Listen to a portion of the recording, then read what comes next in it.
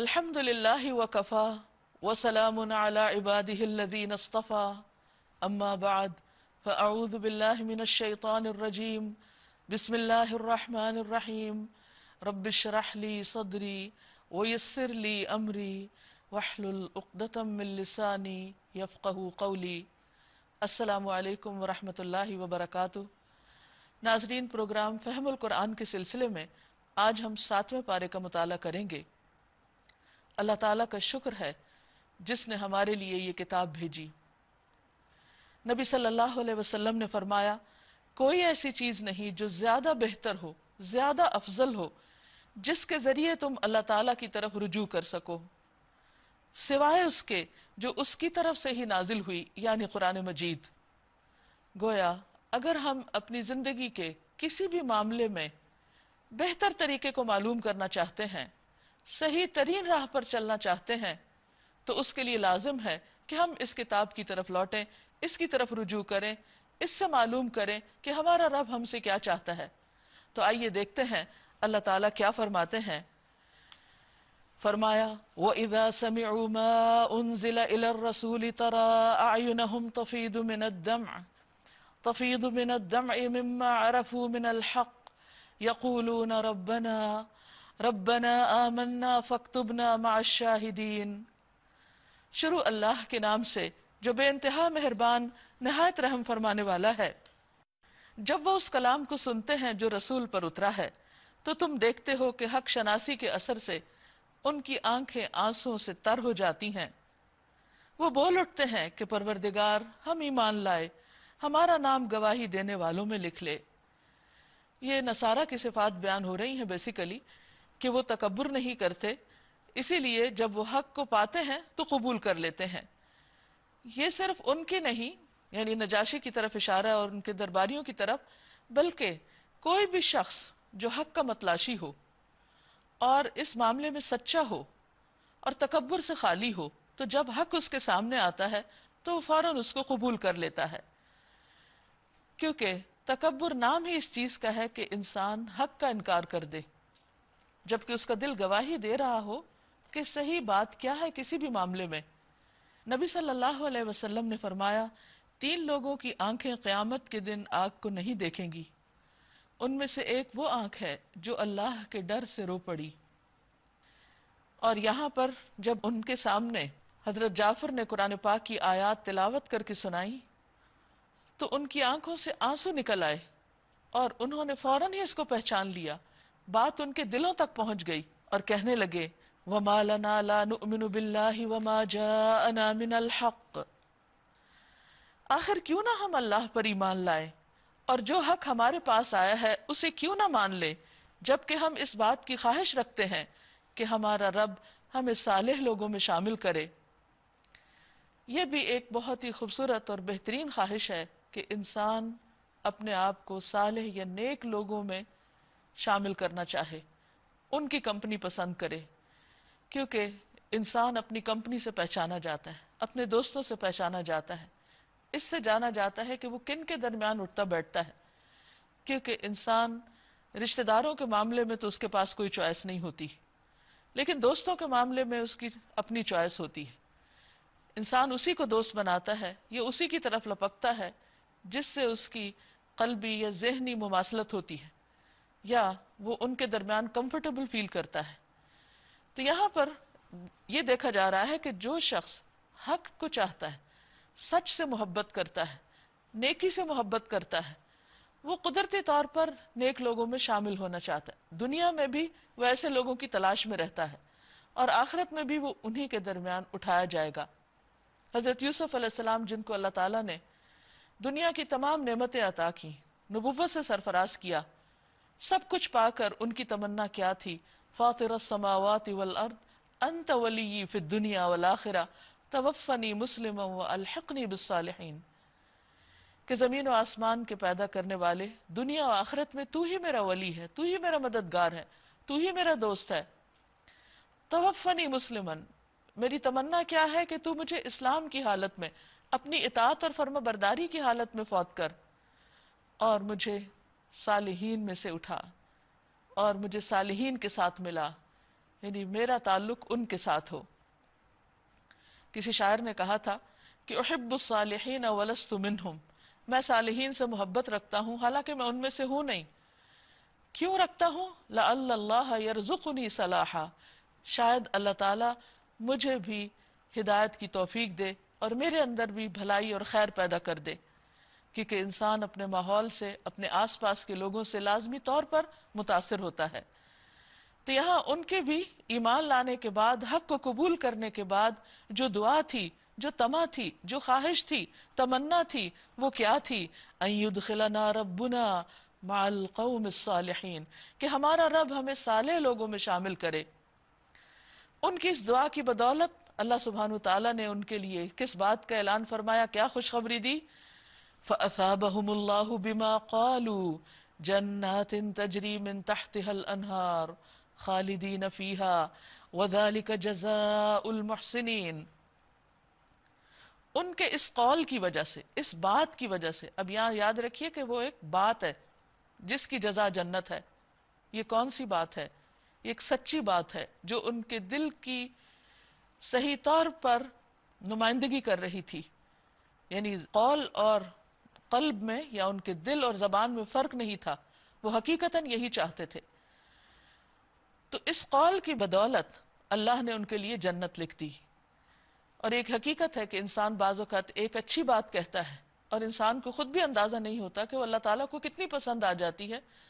رسول اللہ صلی اللہ علیہ وسلم نے فرمایا، بعض اوقات انسان اللہ عز و جل کی رضامندی کا کوئی ایسا کلمہ کہہ دیتا ہے جس کے متعلق اسے معلوم نہیں ہوتا کہ اس کا کیا مقام اور مرتبہ ہے، لیکن اللہ تعالیٰ اس کی برکت سے اس کے لیے قیامت تک رضامندی لکھ دیتا ہے۔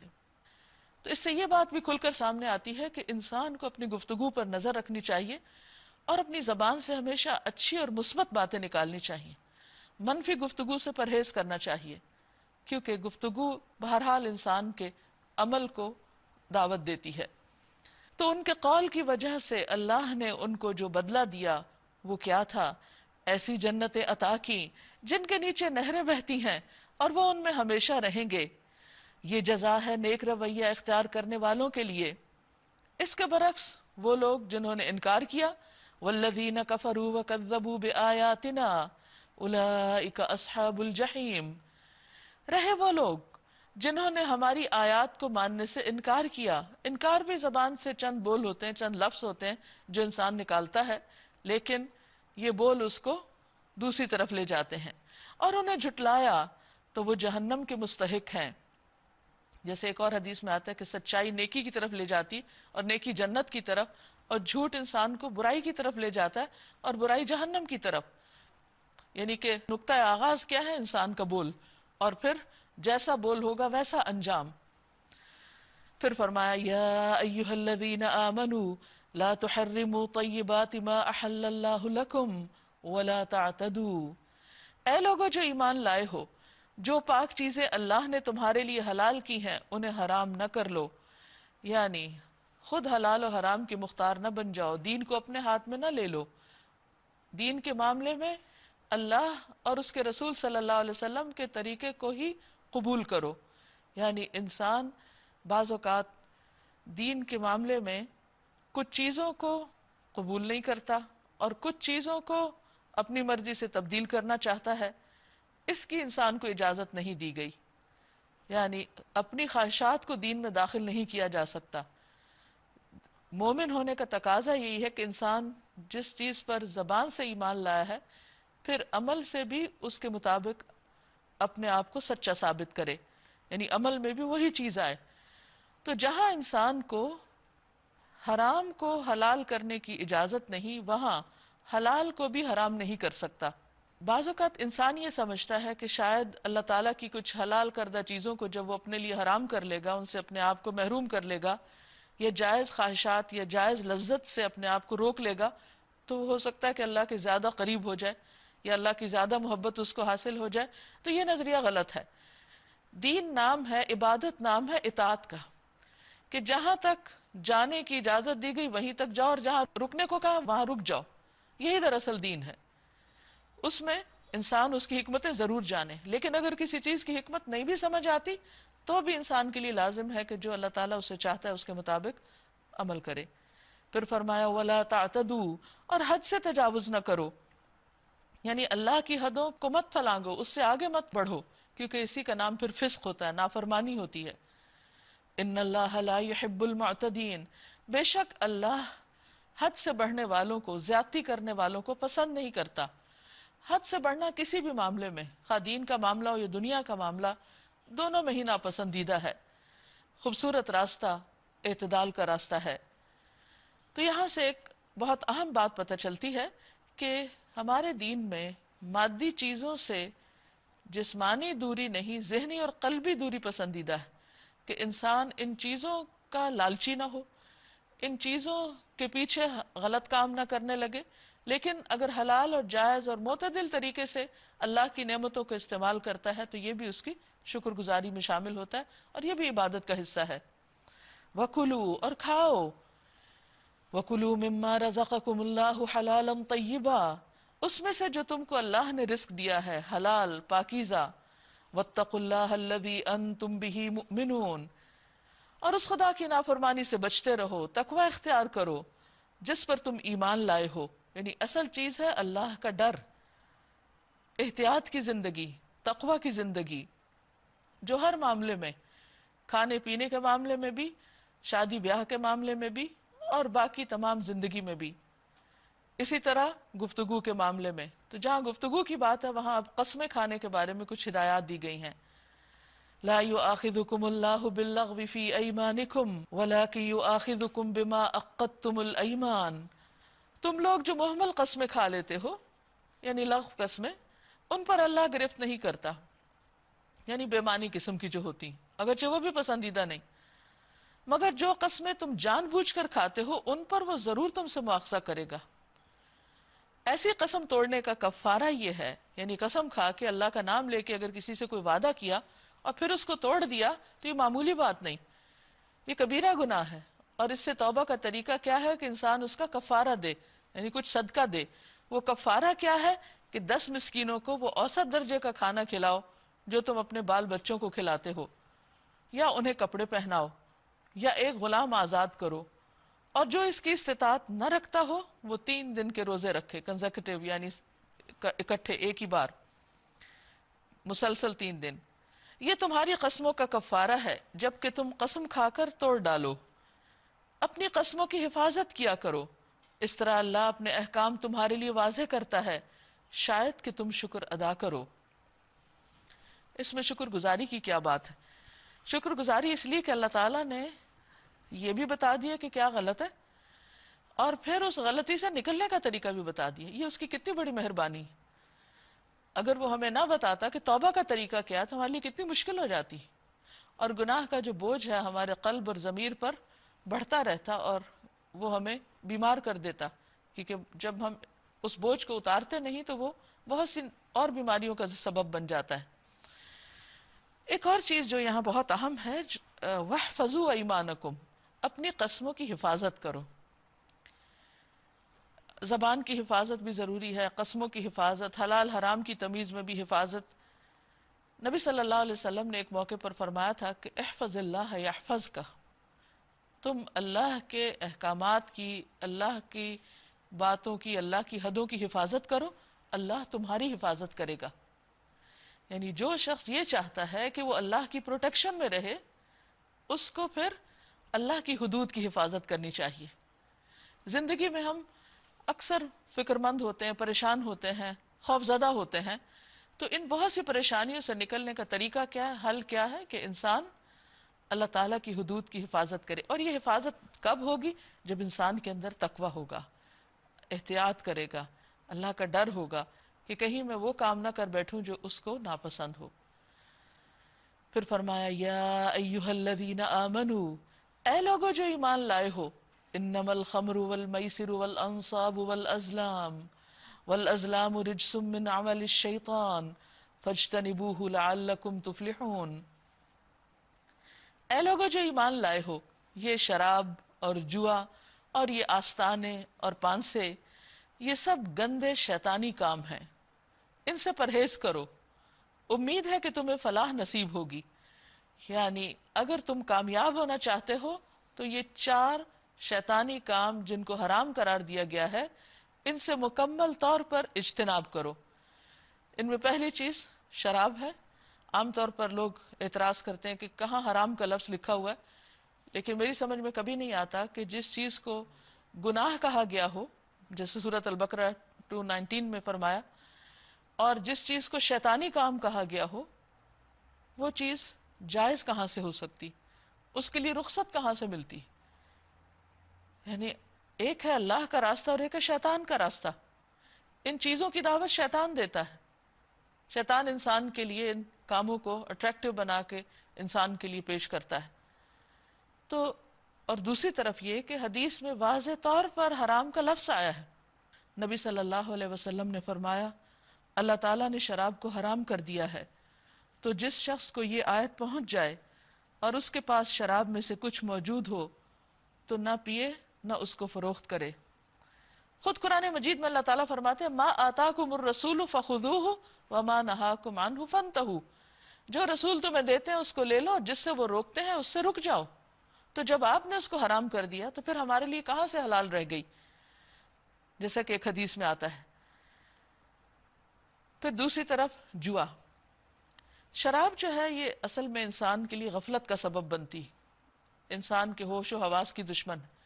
اللہ تعالیٰ نے انسان کو یہ زندگی جو دی ہے یہ بڑی قیمتی ہے، اور اس میں جائز ضرورت کے تحت آرام کرنا، کھانا پینا، شادی بیاہ، وہ سب ٹھیک ہے اپنی جگہ، وہ انسان کی ضروریات ہے جو اللہ نے رکھی، حلال طریقے سے پوری کرنا وہ بھی عبادت ہے۔ لیکن جن چیزوں سے اللہ تعالیٰ نے منع کیا، اور پھر کام کاج کے دوران، عبادت کے دوران جو چیزیں انسان کو غافل کرنے والی ہیں، ان چیزوں کو ہمارے لیے منع کر دیا گیا، جن میں سے شراب ہے۔ کیونکہ پیچھے ہم نے پڑھا کہ شراب اس وقت مت پیو جب نماز کا وقت ہو، کیونکہ ایسا نہ ہو تمہیں پتہ ہی نہ چلے تم نے کیا پڑھا، اور دن میں 5 دفعہ نماز کا وقت ہوتا ہے۔ اگر ایک دفعہ انسان نشے میں آ گیا ہے تو ہو سکتا ہے کہ دوسری نماز تک اس کا نشہ دور ہی نہ ہو، اور ایک نماز کا جانا جو ہے، جیسے نبی صلی اللہ علیہ وسلم نے عصر کی نماز کا ضائع ہونا کو اس سے تشبیہ دی کہ گویا کسی کا گھر اور جو اس میں ہے سب تباہ ہو جائے۔ ہمارے ہاں چونکہ اتنی کثرت سے نمازیں چھوڑی جاتی ہیں کہ لوگوں کو احساس ہی نہیں کہ ایک نماز کا جانا کتنی بڑی نقصان کی چیز ہے۔ جب کسی کا خدا نخواستہ گھر جل جائے یا گر جائے یا کوئی نقصان ہو جائے، کسی کا کاروبار میں کوئی نقصان ہو، تو لوگ دنوں تک افسوس کرتے رہتے ہیں اور دکھ محسوس کرتے ہیں۔ لیکن جب ایک نماز چلی جائے جو اس سے بھی بڑا نقصان ہے کہ گھر اور گھر کے اندر جو ہے یعنی گھر والے بھی ساتھ ہی مر جائیں، تو اس سے بڑا نقصان انسان کرتا ہے، مگر اس کا احساس نہیں ہوتا۔ تو اس لیے ان تمام چیزوں سے روک دیا گیا جو انسان کی عبادت کے راستے میں رکاوٹ ہیں۔ عبداللہ ابن عمر رضی اللہ عنہ بیان کرتے ہیں کہ نبی صلی اللہ علیہ وسلم نے فرمایا شراب خباثتوں کی جڑ ہے، جس نے شراب پی 40 روز اس کی نماز قبول نہ ہوگی، وہ آدمی جاہلیت کی موت مرے گا جس کے پیٹ میں مرتے وقت شراب ہوگی۔ پھر جوا جو ہے وہ انسان کے اندر بے حسی اور خود غرضی پیدا کرتا ہے، تو اس سے روک دیا گیا، اور اس میں لاٹری اور اس قسم کی تمام چیزیں آتی۔ رسول اللہ صلی اللہ علیہ وسلم نے فرمایا جس نے اپنے ساتھی سے کہا آؤ جوا کھیلیں تو اسے چاہیے کہ کچھ صدقہ کرے۔ والانصاب، اور پھر آستانے جہاں پر اللہ کے علاوہ دوسروں کے نام کے لیے جانور وغیرہ قربان کیے جاتے ہیں۔ والازلام، اور پھر یہ پانسے، تیر اور یعنی فالگیری وغیرہ کہ جس میں غیر اللہ سے مدد لی جاتی ہے، تو یہ تمام چیزیں دین کی دشمن ہیں۔ فرمایا فاجتنبوہ لعلکم تفلحون، ان سب سے بچو، ان سب کو چھوڑ دو تاکہ تم کامیاب ہو سکو۔ چونکہ یہ شیطانی کام ہے، اس لیے شیطان تو یہ چاہتا ہے کہ شراب اور جوئے کے ذریعے سے تمہارے درمیان عداوت اور بغض ڈال دے اور تمہیں خدا کی یاد سے اور نماز سے روک دے۔ یہ ہے اصل مشکل۔ پھر کیا تم ان چیزوں سے باز رہو گے؟ فہل انتم منتہون، اللہ تعالیٰ سوال کر رہے ہیں، پوچھ رہے ہیں، ہم کیا جواب دیں گے؟ ہاں یا نہ؟ ہم سب کو سوچنا چاہیے۔ اور اگر اللہ تعالیٰ کی بات پر کوئی کہے نہیں میں تو نہیں رکنے والا، تو یہ تو پھر خدا سے مقابلہ ہو گیا، تو اس کا انجام کیا ہوگا؟ وَأَطِيعُوا اللَّهَ وَأَطِيعُوا الرَّسُولَ وَاحْذَرُوا، اور اللہ کی اطاعت کرو اور رسول صلی اللہ علیہ وسلم کی اطاعت کرو۔ یعنی ساتھ ہی بتا دیا گیا کہ جو رسول تمہیں دے وہ لے لو۔ جو نبی صلی اللہ علیہ وسلم نے تو واضح الفاظ میں شراب کو حرام کہا، وَاحْذَرُوا، اور ڈرو، بچو، فَإِن تَوَلَّيْتُمْ، اور اگر تم نے منہ موڑا، تم نے بات نہ مانی، فَعْلَمُوا تو جان لو، انما علی رسولنا البلاغ المبین کہ بے شک ہمارے رسول پر تو کلم کھلا پیغام پہنچانا ہے، یعنی اس نے تو میسج کنوے کر دیا، اس کی ذمہ داری پوری ہو گئی، آگے اب جواب دہی تمہیں کرنی ہوگی۔ اب یہاں سوال ہی پیدا ہو کہ جو لوگ پہلے یہ سب کچھ کرتے رہے ان کا کیا ہوگا؟ فرمایا جو لوگ ایمان لے آئے اور نیک عمل کرنے لگے، انہوں نے پہلے جو کچھ کھایا پیا تھا اس پر کوئی گرفت نہ ہوگی، پچھلے گناہ معاف، بشرطے کہ وہ آئندہ ان چیزوں سے بچے رہیں جو حرام کی گئی ہیں، اور ایمان پر ثابت قدم رہیں اور اچھے کام کریں، کیونکہ صدقہ اور نماز یہ پچھلے گناہوں کا کفارہ بنتی ہے۔ ان الحسنات یذہبن السیئات، پھر جس جس چیز سے روکا جائے اس سے رکیں، یہ شرط ہے توبہ کے لیے، اور جو فرمان الہی ہو اسے مانیں، پھر خدا ترسی کے ساتھ نیک رویہ رکھیں، وَأَحْسَنُوا اللہ نیک کردار لوگوں کو پسند کرتا ہے، وَاللَّهُ يُحِبُّ الْمُحْسِنِينَ ایسے لوگ اللہ کے محبوب ہیں جو اللہ کی خاطر اپنی خواہشات کو قربان کر سکتے ہیں، جو حرام چھوڑ کر حلال کی طرف آ جاتے ہیں۔ تو یقیناً وہ شخص جس کے دل میں ایمان ہوگا، اللہ کی محبت ہوگی، پھر اس کے لیے ان چیزوں سے نکلنا نہ صرف یہ کہ شراب بلکہ نشے کی کسی بھی چیز سے نکلنا پھر مشکل نہ رہے گا، کیونکہ ان چیزوں کا مقابلہ ایمان کے ساتھ کیا جا سکتا ہے، محض ول پار اور یہ چیزیں اتنی کام نہیں آتی۔ یا ایہا الذین آمنوا اے لوگو جو ایمان لائے ہو، لیبلونکم اللہ بشیء من الصید اللہ تمہیں اس شکار کے ذریعے سے سخت آزمائش میں ڈالے گا جو بالکل تمہارے ہاتھوں اور نیزوں کی زد میں ہوگا۔ کیوں؟ لیعلم اللہ من یخافہ بالغیب اصل مقصد کیا ہے؟ یہ دیکھنے کے لیے کہ تم میں سے کون اس سے غائبانہ ڈرتا ہے، یعنی اللہ تعالیٰ مختلف طریقوں سے انسان کو آزماتا رہتا ہے، اور بعض اوقات ایسا ہوتا ہے جب آزمائش گزر جاتی ہے تو پھر انسان سوچتا ہے یہ کیا ہوا اور مجھے ایسا نہیں ایسا کرنا چاہیے تھا۔ ہاں اگر انسان اس کا احساس کر لے اور توبہ کر لے تو اللہ تعالیٰ معاف کرنے والا ہے، لیکن یہ جو آزمائش ہے کہ انسان کی دل پسند چیز جو اللہ کی ناپسند کی ہے وہ سامنے رکھی ہوئی، ہاتھ کی ریچ میں ہے، دور نہیں، کوئی روکنے والا نہیں، کوئی منع کرنے والا نہیں، فریلی اویلیبل ہے، اور پھر انسان صرف اللہ کے ڈر سے رک جائے۔ یہ ہے اصل ایمان، یہ ہے ایمان کی سچائی، کہ دنیا کا کوئی خوف، دنیا کی کوئی لالچ، دنیا کا کوئی مفاد اور کسی کا کوئی پریشر وہ کوئی معنی نہ رکھے سوائے اس کے کہ انسان جو بھی کرے اللہ کے لیے اور جو چھوڑے اللہ کے لیے۔ تو اللہ تعالیٰ فرماتے ہیں کہ یہ اصل میں جب نبی صلی اللہ علیہ وسلم کے ساتھ صحابہ عمرہ حدیبیہ کے لیے جا رہے تھے تو اس موقع پر جب احرام کی حالت میں ایک دفعہ شکار کے پرندے بالکل قریب آ گئے، چونکہ احرام میں شکار کرنا منع ہے، تو باوجود اس کے کہ وہ بالکل قریب تھے، ان کے سروں پہ گر پڑ رہے تھے، لیکن انہوں نے ہاتھ نہیں لگایا، نظر اٹھا کے نہیں دیکھی کہ اللہ نے روکا ہے۔ اب آپ دیکھیے کہ یہ بذات ہی حرام نہیں تھے، یہ پرندے حلال تھے، شکار کیا جا سکتا تھا، وہ کھا سکتے تھے، لیکن یہ آزمائش تھی، اور احرام کی حالت میں جتنی بھی پابندیاں وہ ایک امتحان ہے، آزمائش ہے، اور یہ امتحان سب سے پہلے ابراہیم علیہ السلام سے لیا گیا تھا۔ چند چیزیں ان کو منع کی گئی تھیں، اللہ تعالیٰ اس کو قرآن مجید میں ذکر بھی کرتے ہیں، وَإِذِ ابْتَلَىٰ إِبْرَاهِيمَ رَبُّهُ بِكَلِمَاتٍ فَأَتَمَّهُنَّ اللہ تعالیٰ نے ابراہیم علیہ السلام کو چند باتوں میں آزمایا اور انہوں نے ان کو پورا کر دیا۔ اس کے نتیجے میں اس امتحان میں کامیاب ہونے کی بنا پہ اللہ تعالیٰ نے فرمایا تھا انی جاعلک للناس اماما، میں تمہیں دنیا کا امام بنانے والا ہوں۔ اور پھر آپ دیکھیے کہ کس طرح اللہ تعالیٰ نے ان کی نسلوں میں برکت اور خیر رکھی۔ کیوں؟ یہ کسی بیرونی دباؤ کی وجہ سے نہ تھا، یہ صرف اور صرف اللہ کے حکم کی بنا پر تھا۔ تو اصل کامیاب وہی ہے، اور اصل میں امامت کے لائق وہی ہے جو صرف اللہ سے ڈر کر اللہ کی نافرمانی کے کام چھوڑ دے۔ اور صحابہ کرام نے اسی لیے بہترین طریقے سے دنیا کی امامت کی، اور جہاں گئے دین پھیلتا چلا گیا، کیونکہ انہوں نے اللہ کی حدود کی حفاظت کی تھی، ان آزمائشوں میں کامیاب ہوئے تھے۔ فَمَنِ اعْتَدَى بَعْدَ ذَلِكَ فَلَهُ عَذَابٌ أَلِيمٌ فَمَنِ اعْتَدَى تو جو حد سے بڑھا، جس نے حد سے تجاوز کیا، اس تنبیہ کے بعد اللہ کی مقرر کی ہوئی حد سے آگے بڑھ گیا، اس کے لیے دردناک سزا ہے۔ اے لوگو جو ایمان لائے ہو، احرام کی حالت میں شکار نہ مارو، اور اگر تم میں سے کوئی جان بوجھ کر ایسا کر گزرے، یعنی اگر اس نے حد توڑ دی تو جو جانور اس نے مارا ہو اسی کے ہم پلہ ایک جانور اسے مویشیوں میں سے نظر دینا ہوگا. یہاں بھی کفارے میں صدقہ کرنا ہوگا، یعنی محض خالی زبانی توبہ کافی نہیں. جس کا فیصلہ تم میں سے دو عادل آدمی کریں گے. اصل میں سب کا ایمان کا لیول ایک نہیں ہوتا. کچھ لوگ نہیں آزمائشوں میں کامیاب ہوتے یا ٹمپٹیشن کے مقابلے میں ہار جاتے ہیں، تو پھر جب ریگریٹ ہو، توبہ کرنا چاہیں تو اس کا دروازہ بھی کھول دیا گیا. یعنی یہ اس لیے نہیں رکھی رخصت کے انسان کے کہ اچھا وہ میں اپنی مرضی کر لوں گا اور پھر یہ بعد میں کفارت دے دوں گا، دم دے دوں گا. تو یہ طریقہ نہیں. انسان ہے، انسان کے اوپر مختلف کیفیات ہوتی ہیں، کبھی بھول چک ہوتی ہے، کبھی کوئی ایسی مجبوری ہوتی ہے. تو اس کے بعد اگر انسان ہونے کے ناطے وہ یعنی کہ اس سے غلطی ہو ہی جائے تو پھر اس سے توبہ کا طریقہ یہ ہے. اور یہ نذرانہ کعبہ پہنچایا جائے گا، یا نہیں تو اس گناہ کے کفارے میں چند مسکینوں کو کھانا کھلانا ہوگا یا اس کے بقدر روزے رکھنے ہوں گے تاکہ اپنے کیے کا مزہ چکھے. یعنی ایک طرح سے جرمانہ ہے. اب یہ کتنے روزے، کتنے مسکین، تو یہ بھی دو عادل آدمی ہی فیصلہ کریں گے. پہلے جو کچھ ہو چکا اللہ نے اسے معاف کر دیا، لیکن اب اگر کسی نے اس حرکت کا اعادہ کیا تو اللہ اس سے بدلہ لے گا. اللہ سب پر غالب ہے اور بدلہ لینے کی طاقت رکھتا ہے.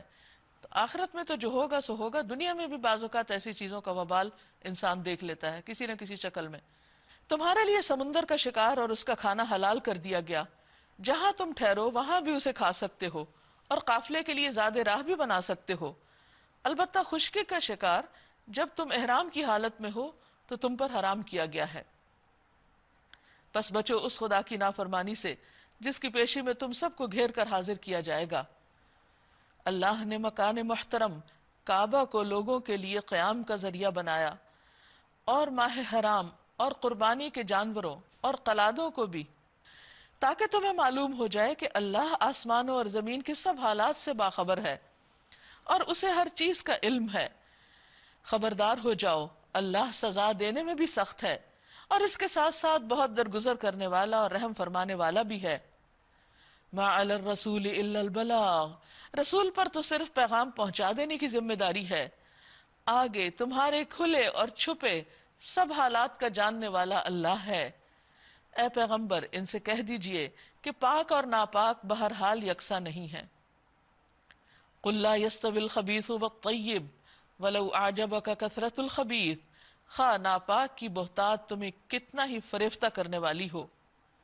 یعنی ناپاک کی کثرت انسان کی ایک ویکنس ہے. کسی بھی چیز کی کثرت اس کو مروب کرتی، چاہے مال کی کثرت ہو، چاہے علم کی ہو، چاہے دنیا کی کسی بھی چیز کی، لوگوں کی کثرت، اولاد کی کثرت، مختلف چیزوں میں انسان کی ایک عمومی ویکنس ہے. لیکن یہاں پر جس چیز کی تلقین کی جا رہی ہے وہ یہ کہ کثرت بذات خود کوئی بری چیز نہیں، لیکن اصل چیز ہے کہ اس میں سے جائز حلال کیا ہے. وہ مثلاً اگر مال ہے تو اس کا سورس کیا ہے، سورس آف انکم کیا ہے. اگر حرام کے ذریعے مثلا رشوت، سود اور دیگر غلط ذرائع سے انسان ڈھیروں مال بھی اکٹھا کر لیتا ہے تو اللہ سبحانہ وتعالیٰ کے نزدیک اس کی کوئی اہمیت اور وقت نہیں. وہ انسان خود کھاتا ہے، استعمال کرتا ہے تو اس کے لیے وبال جان، صدقہ کرتا ہے تو کچھ بھی قبول نہیں اس میں سے، اور اگر وارثوں کے لیے چھوڑ کے مرتا ہے تو جہنم کا توشہ ہے. یعنی کسی بھی حال میں اس سے کوئی بھلائی اور خیر نکلنے والی نہیں. رسول اللہ صلی اللہ علیہ وسلم نے فرمایا، وہ تھوڑا جو کافی ہو جائے اس زیادہ سے بہتر ہے جو غفلت میں ڈال دے. یعنی ہر صبح فرشتے یہ اعلان کرتے ہیں کہ وہ تھوڑا جو کافی ہو جائے اس زیادہ سے بہتر ہے جو غفلت میں ڈال دے. لیکن اس کے مقابلے میں اگر حلال کا ایک لقمہ اللہ کے راستے میں خرچ کرتا ہے تو وہ ایک لقمہ اللہ تعالیٰ بڑھاتا رہتا ہے حتیٰ کہ وہ پہاڑ برابر ہو جاتا ہے، اس میں اتنی برکت ہو جاتی. تو یہاں پر انسان کو ایک معیار دیا جا رہا ہے کہ حلال اور حرام، پاک اور ناپاک، جائز اور ناجائز یہ دونوں برابر نہیں. لہٰذا جو عقل مند انسان ہے اس کو ہر حال میں حلال پر قناعت کرنی چاہیے، چاہے وہ تھوڑا ہی کیوں نہ ہو. فاتقوا اللہ، پھر اللہ سے ڈرو، یا اولی الالباب، اے عقل والو، لعلکم تفلحون، تاکہ تم فلاح پا جاؤ، تاکہ تم کامیاب ہو جاؤ. گویا تقوی کامیابی کی علامت ہے.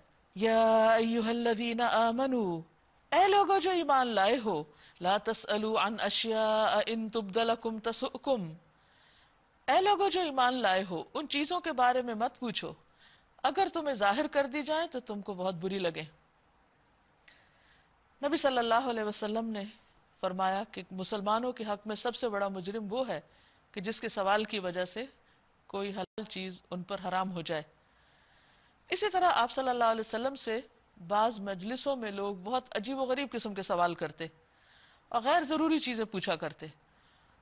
عموماً لوگوں کا یہ ایک ٹرینڈ ہوتا ہے کہ جو دین کی بات کرے یا کوئی اللہ والا ہو، اس سے کچھ غیب کی خبریں معلوم کی جائیں، اس سے کچھ ایسی باتیں پوچھی جائیں، یعنی اس سے یہ ایکسپیکٹ کیا جاتا ہے کہ وہ پھر ہر فن مولا ہو، ہر چیز پر عبور رکھتا ہو اور ان کو ماضی حال مستقبل سب کچھ معلوم ہو، کیونکہ وہ عقیدت اور محبت میں بعض اوقات وہ جو شرک کی طرف چیزیں جانے لگتی ہیں تو پھر ایسے لوگوں کے بارے میں ایک ایسا امیج قائم کر لیا جاتا ہے کہ ان کو ہر عیب خطا سے پاک سمجھا جاتا ہے، یا اپنی سوچ میں ان کو نعوذ باللہ خدا جیسی کچھ صفات دی جاتی ہیں، تو پھر لوگ ان سے ہر طرح کے سوال پوچھنے لگتے ہیں۔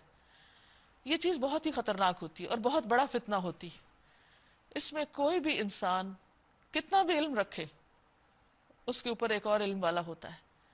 کسی کو اپنے علم، کسی عبادت، کسی تقوی، کسی بھی چیز پر فخر نہیں ہونا چاہیے، کیونکہ سب انسان انسان ہیں، انسان بھولتا بھی ہے، انسان سے غلطیاں بھی ہوتی ہیں، اور دین کے ساتھ کسی کا تعلق اس کے لیے یہ اتھارٹی نہیں دیتا اس کو کہ وہ پھر ہر چیز کے بارے میں اپنی رائے کا اظہار ضرور کرے، اور لوگوں کو بھی ان سے ایکسپیکٹ نہیں کرنا چاہیے اور اس قسم کے سوال بھی نہیں کرنے چاہیے۔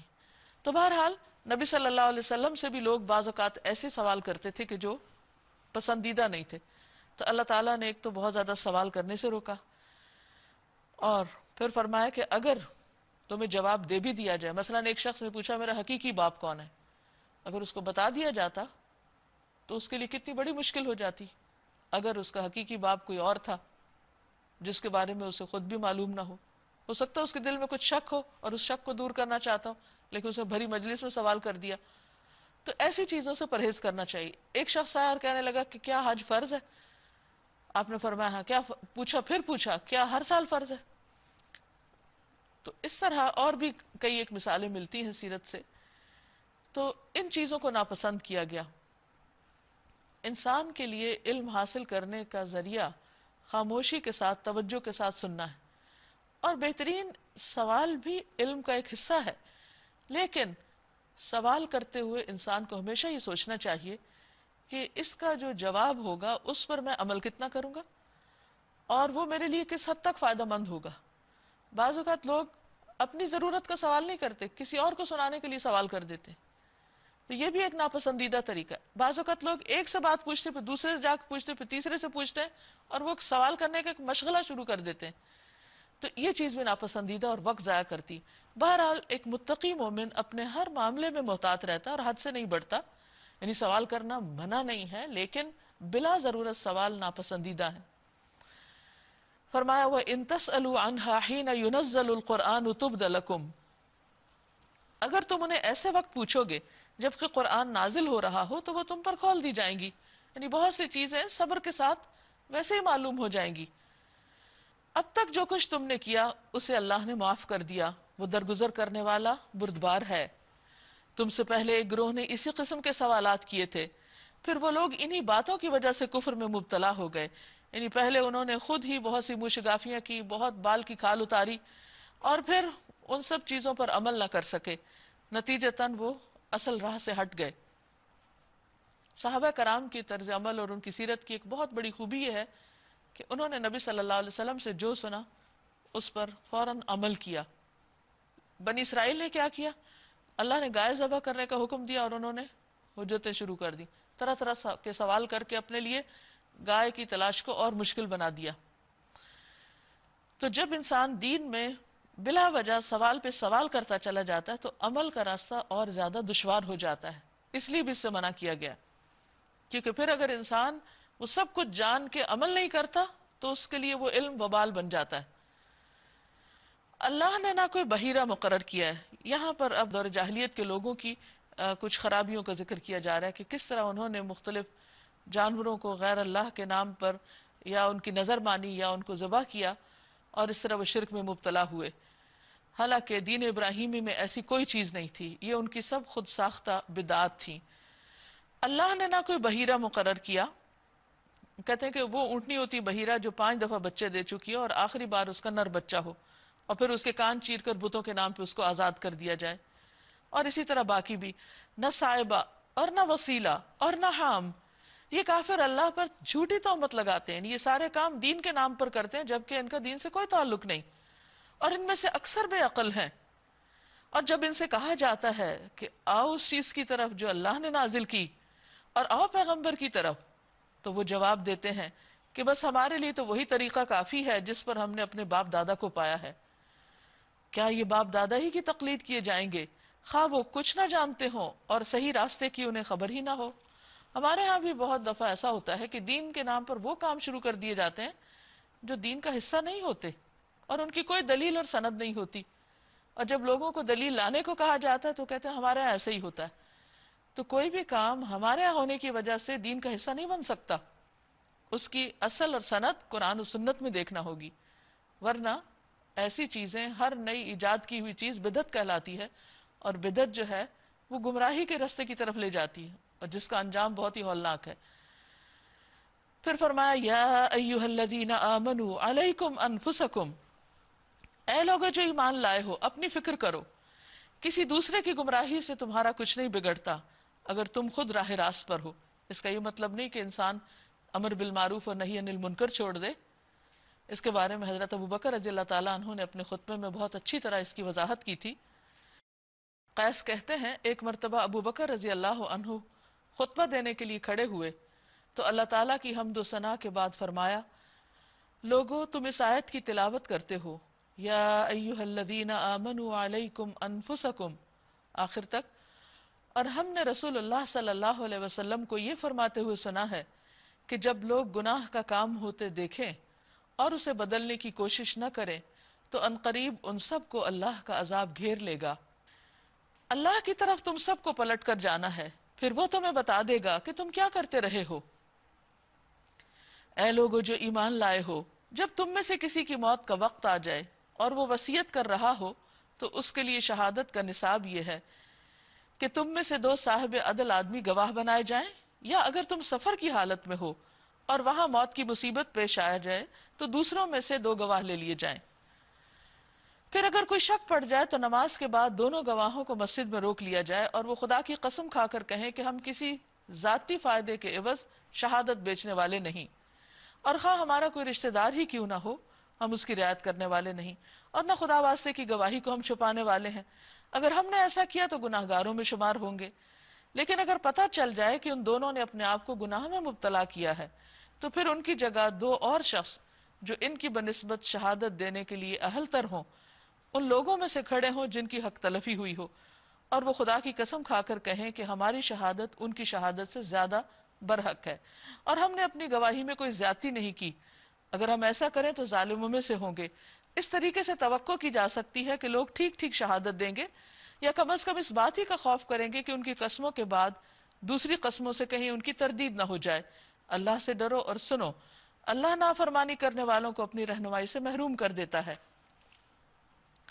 یہاں ایک بہت خوبصورت اصول بتایا گیا ہے کہ ایک آدمی اگر سفر کر رہا ہے اور مثلا بزنس ٹرپ پر ہے، اس کے پاس مال ہے، کہ وہاں اچانک بیمار پڑ جاتا ہے اور موت قریب آ جاتی ہے، تو اس کو فوراً اس مال کو اصل حقداروں یا وارثوں تک پہنچانے کا بندوبست کرنا چاہیے.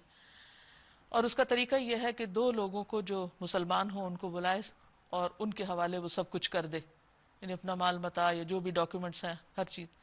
لیکن اگر مسلمز اویلیبل نہ ہوں، کسی ایسی جگہ پر ہے، تو پھر کوئی بھی ہو سکتا ہے، نان مسلم ہو سکتا ہے، کوئی بھی جو اس بات کا ذمہ لے کہ وہ مال کو یا ان چیزوں کو وارثوں تک پہنچا دیں گے، اور وہ ان کو وصیت وغیرہ سب کچھ لکھ دے یا بتا دے. اب یہ کہ وہ جن کو ٹرسٹی بنایا گیا وہ اس مال کو، اس امانت کو لے کر وارثوں کے پاس پہنچے اور ان کے حوالے کر دیں. اگر وارثوں کو شک ہو جائے کہ ان لانے والوں نے مال میں کوئی خیانت کی ہے، چیز پوری طرح نہیں پہنچی، تو اس صورت میں مسجد میں نماز کے بعد سب کو روک لیا جائے اور انہیں گواہی دینے کے لیے کہا جائے اللہ کے نام کی، وہ جو بھی لانے والے ہوں۔ اگر وہ گواہی دے دیں اور یہ مطمئن ہو جائیں تو ٹھیک ہے، اور اگر نہیں تو وارثوں میں سے 2 شخص اٹھ کر اللہ کے نام کی قسم کھا کر اپنا حق بتائیں اور ان کی گواہی کو رد کریں۔ اب فیصلہ ان کی قسموں کے مطابق ہوگا، یعنی اصول یہی ہے فیصلہ کرنے کا۔ اس طریقے پر پھر معاملے کا فیصلہ ہو جائے گا اور جو بھی نتیجہ نکلے گا وہ سب کے سامنے آ جائے گا۔ یہ طریقہ کیوں اختیار کیا گیا؟ اس کے 2 بڑے فائدے ہیں۔ نمبر 1 یہ ہے کہ اس سے خیانت کی روک کی گئی ہے، پھر حقداروں کو ان کا حق دلوایا گیا ہے، اور قسموں کا طریقہ اس لیے بھی رکھا گیا تاکہ کوئی شخص غلط گواہی نہ دے، گواہی درست طریقے پر دی جائے۔ تو بہرحال اللہ تعالیٰ نے ہمیں جو بھی اصول، ضابطے، طریقے بتائے ہیں وہ بہت ہی خوبصورت ہیں اور ہماری زندگی میں بہتری لانے والے ہیں، اس لیے ہمیں اپنے خود ساختہ طریقے چھوڑ کر اللہ کے طریقوں کی پیروی کرنی چاہیے۔ یوم یجمع اللہ الرسل فیقول ماذا اجبتم، جس روز اللہ سب رسولوں کو جمع کر کے پوچھے گا کہ تمہیں کیا جواب دیا گیا، یعنی تمہاری قوم نے تمہارے ساتھ کیا معاملہ کیا، تو وہ عرض کریں گے کہ ہمیں کچھ علم نہیں۔ کیا واقعی انہیں علم نہیں تھا؟ نہیں، علم تو تھا، لیکن اس وقت آخرت میں ہول اتنا ہوگا، یا پھر یہ کہ اللہ سبحانہ تعالیٰ کے سامنے ایک ادب کا طریقہ یہ ہوگا کہ وہ بولیں گے نہیں اور خاموشی اختیار کریں گے، یا یہ کہیں گے کہ تو زیادہ جانتا ہے، ہمارا علم وہ نہیں جو آپ کا ہے۔ انک انت علام الغیوب، بے شک آپ غیب کی تمام حقیقتوں کو جانتے ہیں۔ پھر تصور کرو اس موقع کا جب اللہ فرمائے گا کہ اے مریم کے بیٹے عیسیٰ، یاد کر میری اس نعمت کو جو میں نے تجھے اور تیری ماں کو عطا کی تھی۔ میں نے روح پاک سے تیری مدد کی، تو گہوارے میں بھی لوگوں سے بات کرتا تھا اور بڑی عمر کو پہنچ کر بھی۔ اللہ سبحانہ وتعالیٰ عیسیٰ علیہ السلام کو ساری نعمتیں یاد کرائیں گے۔ میں نے تجھ کو کتاب اور حکمت اور تورات اور انجیل کی تعلیم دی، تو میرے حکم سے مٹی کا پتلا پرندے کی شکل کا بناتا اور اس میں پھونکتا تھا، اور وہ میرے حکم سے پرندہ بن جاتا تھا۔ تو مادر زاد اندھے اور کوڑی کو میرے حکم سے اچھا کرتا تھا، تو مردوں کو میرے حکم سے نکالتا تھا۔ پھر جب تو بنی اسرائیل کے پاس سری نشانیاں لے کر پہنچا اور جو لوگ ان میں سے منکر حق تھے انہوں نے کہا کہ یہ نشانیاں جادوگری کے سوا اور کچھ نہیں، تو میں نے ہی تجھے ان سے بچایا، یعنی اوپر اٹھا لیا۔ اور جب میں نے حواریوں کو اشارہ کیا کہ مجھ پر اور میرے رسول پر ایمان لاؤ، تب انہوں نے کہا کہ ہم ایمان لائے، اور گواہ رہو کہ ہم مسلم ہیں، یعنی ان کو بھی ایمان کی توفیق اللہ نے دی تھی۔ اور حواریوں کے سلسلے میں یہ واقعہ بھی یاد رہے کہ جب حواریوں نے کہا کہ اے عیسیٰ ابن مریم، کیا آپ کا رب ہم پر آسمان سے کھانے کا ایک خوان اتار سکتا ہے؟ تو عیسیٰ علیہ السلام نے کہا اللہ سے ڈرو اگر تم مومن ہو۔ انہوں نے کہا ہم بس یہ چاہتے ہیں کہ اس خوان سے ہم کھائیں، اس دسترخوان سے ہم کھائیں، ہمارا دل مطمئن ہو، یعنی ایک معجزہ دیکھنا چاہتے ہیں، اور ہمیں معلوم ہو جائے کہ آپ نے جو کچھ ہم سے کہا ہے وہ سچ ہے، اور ہم اس پر گواہ ہوں۔ اس پر عیسیٰ ابن مریم نے دعا کی، خدایا ہمارے رب، ہم پر آسمان سے ایک خوان نازل فرما جو ہمارے لیے اور ہمارے اگلے پچھلوں کے لیے خوشی کا موقع قرار پائے، اور تیری طرف سے ایک نشانی ہو، ہم کو رزق دے اور تو بہترین رازق ہے۔ اللہ نے جواب دیا میں اس کو تم پر نازل کرنے والا ہوں، مگر اس کے بعد تم میں سے جو کفر کرے گا اسے میں ایسی سزا دوں گا جو دنیا میں کسی کو نہ دی ہوگی۔ اب دیکھیے کہ جس بھی قوم نے اپنے پیغمبر سے معجزہ طلب کیا اور پھر جب پیغمبر نے معجزہ دکھا دیا اور انہوں نے جو وعدہ کیا تھا اس پہ پورے نہ اترے تو اس قوم کو ختم کر دیا گیا۔ جیسے قوم سمود، انہوں نے جب اونٹنی کا مطالبہ کیا اور اونٹنی آ گئی اور انہوں نے اس کو برداشت نہیں کیا، اس کی کونچیں کاٹ ڈالی، تو پھر اللہ تعالیٰ نے اس قوم کو ختم کر دیا۔ تو عیسیٰ علیہ السلام نے بھی ان کو سمجھایا کہ دیکھو اگر تم نے یہ سب کچھ دیکھنے کے بعد پھر اپنے عہد سے تم پھر گئے، عہد شکنی کی، تو پھر بہت بڑی مشکل ہوگی، کیونکہ اللہ تعالیٰ نے فرمایا کہ ایسا عذاب دوں گا جو کسی کو نہ دیا ہوگا، کیونکہ حجت تمام ہو چکی ہوتی ہے اس کے بعد۔ غرض جب یہ احسانات یاد دلا کر اللہ تعالیٰ فرمائے گا اے عیسیٰ ابن مریم، کیا تو نے لوگوں سے کہا تھا کہ خدا کے سوا مجھے اور میری ماں کو بھی خدا بنا لو؟ یعنی ان سے اب گواہی لی جائے گی۔ تو وہ جواب میں عرض کرے گا سبحان اللہ، میرا یہ کام نہ تھا کہ میں وہ بات کہتا جس کے کہنے کا مجھے حق نہ تھا، اگر میں نے ایسی بات کہی ہوتی تو ضرور آپ کے علم میں ہوتی، آپ جانتے ہیں جو کچھ میرے دل میں ہے اور میں نہیں جانتا جو کچھ آپ کے دل میں ہے۔ یہ خود عیسیٰ علیہ السلام فرمائیں گے۔ تو اس سے پتہ چلتا ہے کہ عیسیٰ علیہ السلام کا اللہ کی الہیت میں، الہ ہونے میں کوئی بھی حصہ نہیں، کسی بھی طرح کا۔ آپ تو ساری پوشیدہ حقیقتوں کے عالم ہیں۔ انک انت علام الغیوب ما قلت لهم الا ما امرتنی به ان اعبدوا اللہ ربی وربکم۔ میں نے ان سے اس کے سوا کچھ نہیں کہا جس کا آپ نے حکم دیا تھا، یہ کہ اللہ کی بندگی کرو جو میرا رب بھی ہے اور تمہارا رب بھی۔ میں اسی وقت تک ان کا نگران تھا جب تک میں ان کے درمیان تھا، جب آپ نے مجھے واپس بلا لیا تو آپ ان پر نگران تھے۔ یعنی پیغمبر غیب کا علم نہیں جانتے، اصل علم اللہ ہی کا ہے، اور آپ تو ساری ہی چیزوں پر نگران ہیں۔ وَأَنْتَ عَلَى كُلِّ شَيْءٍ شَهِيدٌ، اور میری گواہی اس وقت تک تھی جب میں ان کے بیچ میں تھا، بعد میں نہیں۔ ان تعذبهم فانهم عبادك وان تغفر لهم فانك انت العزیز الحکیم۔ اب اگر آپ انہیں سزا دیں تو وہ آپ کے بندے ہیں، اور اگر معاف کر دیں تو آپ غالب اور دانا ہیں۔ نبی صلی اللہ علیہ وسلم نے یہ آیت تلاوت کر کے اپنے ہاتھ اٹھائے اور فرمایا اے اللہ میری امت، میری امت، اور آپ رونے لگے۔ تو اللہ تعالیٰ نے فرمایا اے جبریل جاؤ محمد صلی اللہ علیہ وسلم کے پاس، حالانکہ تیرا رب خوب جانتا ہے، ان سے پوچھو کہ کیوں رو رہے ہیں۔ جبریل علیہ السلام آئے تو رسول اللہ صلی اللہ علیہ وسلم نے انہیں بتا دیا، حالانکہ اللہ سب سے زیادہ جاننے والا ہے۔ اللہ تعالیٰ نے فرمایا اے جبریل جاؤ محمد صلی اللہ علیہ وسلم کی طرف اور ان سے کہہ دو کہ ہم تمہیں تمہاری امت کے بارے میں راضی کر دیں گے اور ہم تمہیں غمگین نہیں کریں گے۔ تب اللہ فرمائے گا ھذا یوم ینفع الصادقین صدقہم، یہ وہ دن ہے جس میں سچوں کو ان کی سچائی نفع دیتی ہے۔ ان کے لیے ایسے باغات ہیں جن کے نیچے نہریں بہہ رہی ہیں، یہاں وہ ہمیشہ رہیں گے۔ اللہ ان سے راضی ہوا اور وہ اللہ سے یہی بڑی کامیابی ہے۔ رسول اللہ صلی اللہ علیہ وسلم نے فرمایا تم سچ کو لازم کر لو، کیونکہ سچ نیکی کے ساتھ ہوگا اور یہ دونوں جنت میں لے جانے والے ہیں۔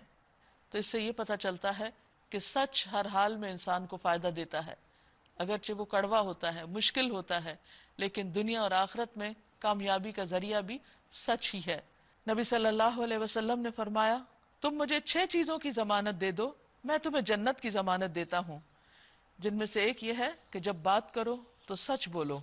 للہ ملک السماوات والارض وما فیہن وہو علی کل شیء قدیر، زمین اور آسمانوں اور تمام موجودات کی بادشاہی اللہ ہی کے لیے ہے اور وہ ہر چیز پر قدرت رکھتا ہے۔ سورۃ الانعام، بسم اللہ الرحمن الرحیم، شروع اللہ کے نام سے جو بے انتہا مہربان نہایت رحم فرمانے والا ہے۔ الحمد للہ الذی خلق السماوات والارض وجعل الظلمات والنور ثم الذین کفروا بربہم یعدلون، تعریف اللہ ہی کے لیے ہے جس نے زمین اور آسمان بنائے، روشنی اور تاریکیاں پیدا کی، پھر بھی وہ لوگ جنہوں نے دعوت حق کو ماننے سے انکار کیا ہے دوسروں کو اپنے رب کا ہمسر ٹھہرا رہے ہیں۔ یعنی پیدا سب کچھ اللہ نے کیا، اندھیرے اور روشنی کا خالق بھی اللہ، لیکن لوگ اس اصل خالق، مالک، پروردگار، رازق کو بھول کر دوسروں کو اس کا شریک ٹھہراتے ہیں، اس کے ساتھ شرک کرتے ہیں جس کا انہیں کوئی حق نہیں۔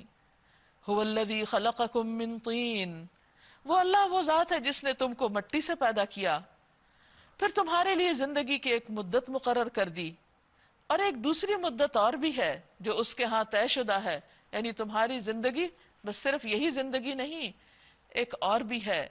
ثم انتم تمترون، مگر تم لوگوں کے شک میں پڑے ہوئے ہو، یعنی اس زندگی کے بارے میں، اسی لیے اپنی اس زندگی کی اصلاح نہیں کر رہے، نہ اپنے عقائد کی اور نہ عبادات کی اور نہ ہی اعمال اور اخلاق کی، کیونکہ ان تمام چیزوں کی اصلاح اور ان کی بہتری کا انحصار عقیدہ آخرت ہے کہ ہمیں مرنے کے بعد دوبارہ زندہ ہو اٹھنا ہے اور اپنے سارے اعمال کا حساب دینا ہے۔ وَهُوَ اللَّهُ فِي السَّمَاوَاتِ وَفِي الْأَرْضِ، وہی ایک خدا آسمانوں میں بھی ہے اور زمین میں بھی. يَعْلَمُ سِرَّكُمْ وَجَهْرَكُمْ، تمہارے کھلے اور چھپے سب کا حال جانتا ہے. وَيَعْلَمُ مَا تَكْسِبُونَ، اور جو برائی یا بھلائی تم کماتے ہو، جو کام تم کرتے ہو، تمہاری جو بھی کوششیں ہیں، ان سے بھی وہ واقف ہے، ان کا بھی وہ علم رکھتا ہے. اگر انسان کو یہ احساس ہو جائے کہ وہ دن بھر جو کچھ کرتا ہے سب اللہ کے علم میں ہے، سب کچھ لکھا جا رہا ہے اور سب کا ایک نتیجہ نکلنے والا ہے، تو انسان کس طرح پھونک پھونک کر قدم رکھے گا اور کتنا محتاط ہو جائے گا کہ اچھا ان سب چیزوں کا ایک انجام سامنے آنے والا ہے. جو بھی کروں گا، جو بولوں گا، جو لین دین ہوگا، جو معاملہ ہوگا، جیسا اخلاق ظاہر کروں گا، جس قسم کے ریاکشن ظاہر کروں گا، تو یہ تمام چیزیں ایک دن تولی جائیں گی اور مسلسل مجھے واچ کیا جا رہا ہے. یہ احساس انسان کے لیے اصلاح کا ذریعہ بنتا ہے، اور جتنا جتنا انسان اس چیز کو بھول جاتا ہے اتنا ہی غافل ہو جاتا ہے اور اتنا ہی پھر حق سے دور ہو جاتا ہے. وَمَا تَأْتِيهِم مِّنْ آيَةٍ مِّنْ آيَاتِ رَبِّهِمْ إِلَّا كَانُوا عَنْهَا مُعْرِضِينَ. لوگوں کا حال یہ ہے کہ ان کے رب کی نشانیوں میں سے کوئی نشانی ایسی نہیں جو ان کے سامنے آئی ہو اور انہوں نے اس سے منہ نہ موڑ لیا ہو. چنانچہ اب جو حق ان کے پاس آیا تو اسے بھی انہوں نے جھٹلا دیا. اچھا، جس چیز کا وہ اب تک مذاق اڑاتے رہے ہیں، ان قریب اس کے متعلق کچھ خبریں انہیں پہنچیں گی. کیا انہوں نے دیکھا نہیں کہ ان سے پہلے کتنی ہی ایسی قومیں تھیں جو ہم ہلاک کر چکے، جن کا اپنے اپنے زمانے میں دور دورہ رہا، یعنی بڑی ترقی یافتہ قومیں تھیں. رسول اللہ صلی اللہ علیہ وسلم نے فرمایا، چھوٹے گناہوں سے بھی اپنے آپ کو بچاؤ، کیونکہ بعض اوقات بہت سے چھوٹے گناہ بھی اکٹھے ہو کر انسان کو ہلاک کر دیتے ہیں. ان کو ہم نے زمین میں وہ اقتدار بخشا جو تمہیں نہیں بخشا. ان پر ہم نے آسمان سے خوب بارشیں برسائیں اور ان کے نیچے نہریں بہا دیں. لیکن جب انہوں نے ناشکری کی تو ان کے گناہوں کی وجہ سے ہم نے ان کو تباہ کر دیا، ہلاک کر دیا، اور ان کی جگہ دوسرے دور کی قوموں کو اٹھایا. نبی صلی اللہ علیہ وسلم نے فرمایا، لوگ اس وقت تک ہلاک نہ ہوں گے جب تک ان کے گناہوں یا عیبوں کی کثرت نہ ہو جائے یا ان کا کوئی عذر باقی نہ رہے. اے پیغمبر، اگر ہم تمہارے اوپر کوئی کاغذ میں لکھی لکھائی کتاب بھی اتار دیتے، لوگ اسے اپنے ہاتھوں سے چھو کر بھی دیکھ لیتے، تب بھی جنہوں نے حق کا انکار کیا ہے وہ یہی کہتے کہ یہ تو سری جادو ہے، کیونکہ وہ ان کے اندر رچا بسا ہوا انکار کہ مان کے نہیں دینا. تو جس شخص نے یہ ٹھان لی ہو کہ دوسرے کی بات نہیں ماننی، وہ پھر کسی بھی دلیل سے قائل نہیں ہوتا.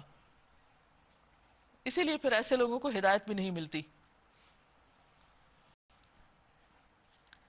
کہتے ہیں کہ اس نبی پر کوئی فرشتہ کیوں نہیں اتارا گیا؟